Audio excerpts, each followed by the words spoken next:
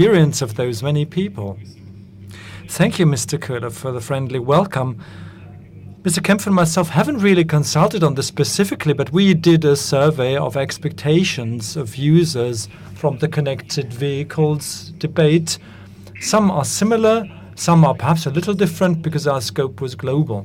But let me give you the background first and tell you who Accenture is.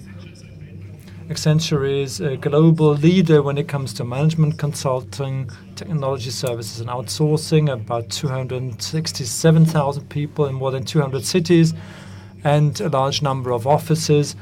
For the last fiscal year, 28 billion was our net revenue, and for 89 of the Fortune Global 100 we have the privilege of working, or 29 of the 30 DAX companies. During the last few years, Accenture Connected Vehicle Integration Services was the umbrella, if you want, for us to build a solution that not only brings together people and skills, but also assets. Assets that are used in different applications, either as modules, specific modules, or in a comprehensive approach. Companies such as Artan in Brazil, Mogenis in China, or more than 3,000 Nokia developers were integrated with the Accenture Group for that purpose. To cover the entire range, Fjord, Equity, Eventer were added. We are able to service the entire chain end-to-end, on-board solutions to integrate smartphone applications, an embedded platform, JNB 3.0 approved. We can ensure connectivity to telco companies to make sure data is transferred, a telematics platform for the entire integration, analytics, payment services, etc., and data integration on that platform, and standalone end-to-end services, for example, app management, analytics, or other operational services. Not only do we work with German manufacturers, but also from Europe, Asia, and America, not only passenger cars and trucks, but also Caterpillar as one of our clients. A predictive maintenance system is what we built for them based on diagnostic data. In the construction area of construction vehicles, which optimizes deployment times because they receive their maintenance whenever there is time for it and not when they would need to be deployed in the field. Why are we doing this? We had many numbers, and certainly I don't want to carry coals to Newcastle, but still let me say we believe in growth in the market, 50 million connected cars, although connected would have to be defined, and this number will change by 2015. It will quadruple. And 2015 is quite soon, and only 20% of vehicle assets globally will be connected when I say this. And we believe that in 2020, more than a doubling of this number will be the outcome. What do we mean by connected car, connected vehicle? It's quite simple. The ecosystem consists of OEMs, the vehicle, the driver and passengers, and the environment. They have to be connected and brought in sync. I guess OEMs are more interested in diagnostic data, make sure that marketing, after sales, customer service, but also development and engineering can be improved. But customers think of totally different applications. One of the bases of our surveys were 4 clusters. The first is safety and security, the emergency call or tracking of stolen cars via GPS are examples there. The second cluster was connected navigation, maps on how they are displayed, and the search not only for gas, petrol stations and prices, but also available parking spots. The third cluster is convenience, reward services, being able to open your car although you left the key inside, in-car services, for example, ideas of how to drive with more fuel economy, and services for insurance companies. They will not only look at the mileage or the age of the car, but look at the actual driver behavior, adapting their product to that. And the last block, infotainment, speaks for itself: information, music, news, productivity, emails. And of course, learning as well. Now, when it comes to these 4 clusters, 15,000 respondents were surveyed in August, 12 different countries, more mature markets such as the US, Germany, France, Italy, but also BRICS countries, Brazil, China, or the next 11, Indonesia, Malaysia, etc. Quite a representative cross-section, I would say. What is the main driver of this? 3 global trends that were also mentioned this morning. The need for individual mobility is growing, growing, and growing. Today you're happy about the map. Tomorrow you will see the petrol stations, and the day after the prices or special offers of the particular gas station, which is why you would want to go there. There is a larger and larger need to use these services, and this will be rising in the future. The digital world is connecting with the automotive world. The world and the car growing closer together, as it were. 50% penetration rate in the year 2020 when it comes to connected vehicles. And another major driver being the technology revolution, the technical platform, apps, cloud systems. That, of course, intensifies this whole trend. At the end of the 90s, it was called telematics in Germany, at least, which didn't really work out because the data was not able to be transferred from the cars to the providers. Let me come back to the bird's eye view, customer expectations. More than 70% of customers are interested in the full service range, are interested in using them, knowing that there are massive regional differences. Later on, you will see a selections where I look at the entire 15,000 compared to Germany. As a general trend, we could say that people are clearly more interested in Asia, and Germans are generally more conservative and reticent, where privacy, of course, and the regulatory environment are a major factor. The potential is obvious. Almost 20% are using connected vehicle technologies. Almost 60% would like to, more than 3 times as many. And I've been able and had to read questions and answers on that. What is more important for your decision to buy a car, the driving performance or the in-car technology? And globally, 67% answered, when I decide to buy a car, it's the in-car technology that will decide. And only a minority is interested in driving performance. In Germany, this is a little more mixed as a picture, but still 47% are mainly interested in this when it comes to the major factors influencing your purchasing decision. The question is not whether you need it and to what extent. It will be essential to be able to buy a car tomorrow, the same that used to be the case for airbags and similar technologies.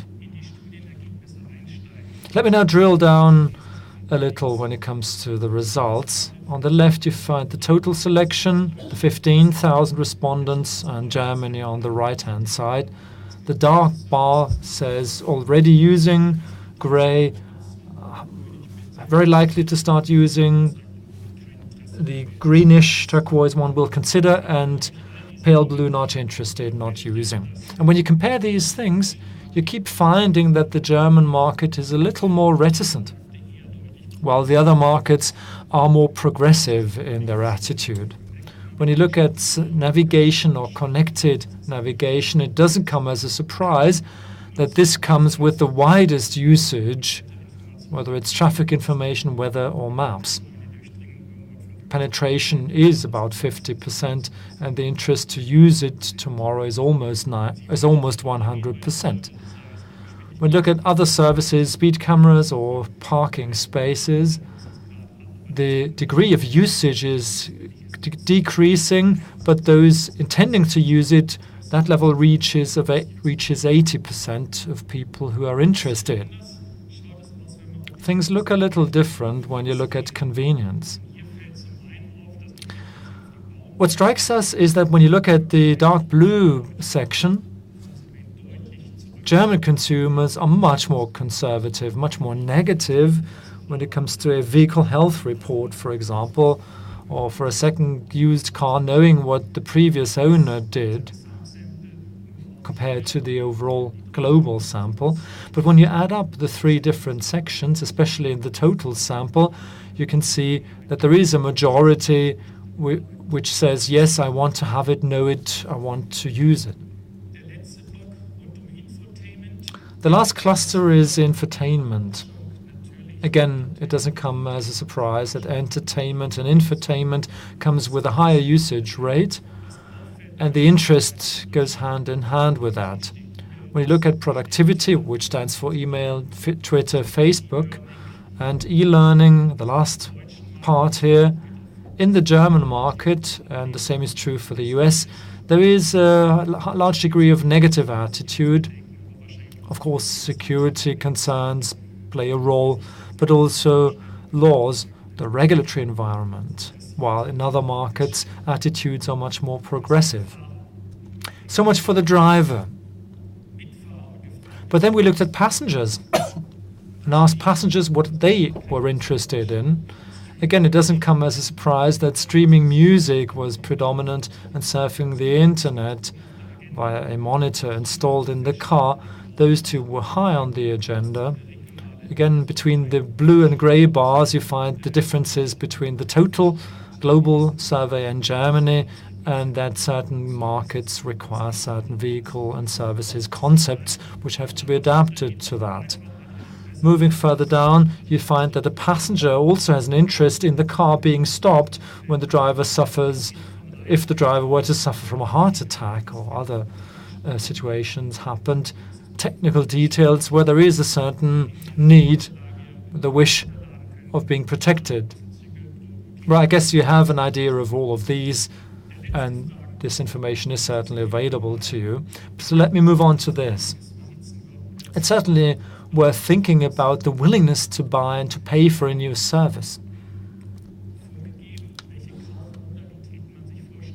The buying modes were asked about, for example, needing a car to go for a holiday or a car only for a particular day, or the expectation that the basic services are free and you'd be able to buy an upgrade, a premium solution, or a monthly flat fee.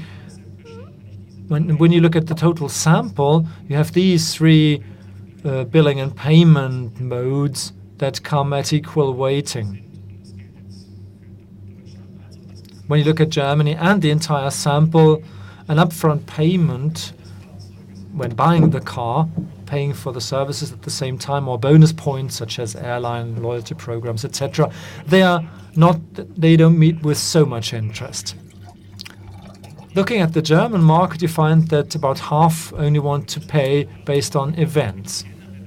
Combining that with the information that the general willingness to pay is low, and when you know that the price of an app is only a few cents generally, then that makes it clear that the business case is not the B2C side, where the money lies, and the whole idea of funding, refinancing, looking at the commercial side and not the economic side, there the driver has to be found elsewhere. So we have to find out how the technical side can follow that situation end to end, vehicle to back end, vehicle to street, vehicle to infrastructure, that is, and to other traffic participants, if you want. When we look at the number of players, it will be quite clear, also looking at how fast things are changing in this area, we find that only an open platform will offer that. A closed system such as Apple will not win the day in this new world. The commercial side will become very interesting, and that begs the question straight away how the B2B side can allow you to make money. For example, making the data available to, say, an insurance company How can the products be adapted to drivers? How can I offer the data to an infrastructure vendor, parking space, toll collect systems, etc.? What about making data available to those stakeholders? And that's other things that we'll have to think about. Coming back to the manufacturer, using the diagnostic data from the car, and of course learning from the data to optimize service to customers, better marketing campaigns, better aftermarket offerings, offering predictive maintenance, for example, and also learning from experience gained from throughout the life of a vehicle in order to improve the quality of the product. This is not just theory, but actually working out in practice, and I'll give you an example.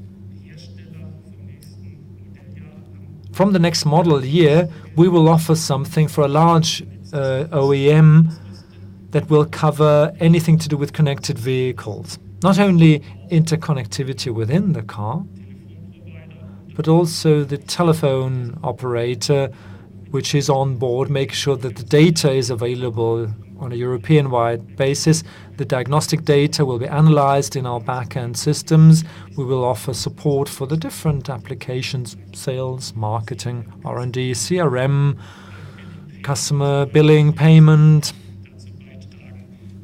We'll do all that to contribute towards a situation that the manufacturer will benefit from it, and we cover the entire B2C options as well, where from the point of purchase, the buyer will receive these services for a period and will be able to get to know the services when it comes to convenience, connected navigation, infotainment, and so on. You also see the logos of the companies that will be integrated, TomTom for navigation, Facebook, Twitter, everything on this list to make sure that we really have a comprehensive package offering. What's the advantage for the OEM? Only having one contracting partner, and that's Accenture. And we will bundle all the individual stakeholders. And what's also interesting is the pricing structure. Will be paid according to the performance of this project, a certain volume per car equipped and based on the services that will be offered. And we will also be able to see how we influence buyers' decisions, interaction with customers, etc. And when it comes to B2C, end customers, of course, the number of cars sold will be the basis. And after the free of charge period has expired, we'll also have to look at the conversion rate. So, as I said, a comprehensive end-to-end solution, which will start with the next model cycle. Let me summarize. I hope to have convinced you that there is value in this proposition. There is growth. We're all clear about that. We see potentially unlimited opportunities. There is a clear demand. There is demand from the market, from consumers, which is different depending on the region, which is why a regional specific approach will have to be taken, reflecting habits in the different regions of the world. A number of technical challenges will have to be solved, technology challenges, that's also clear. But at the end of the day, when looking at why customers opt for a particular car, it comes with everything else, suppliers, etc. Ultimately, the point is to make a business case to earn money, not only a B2 something offering, but selling the car and everything that it offers. So much for our vision as an end-to-end mission of showing what is feasible and can be offered, looking at the markets in representative samples, and the markets want these services today rather than tomorrow.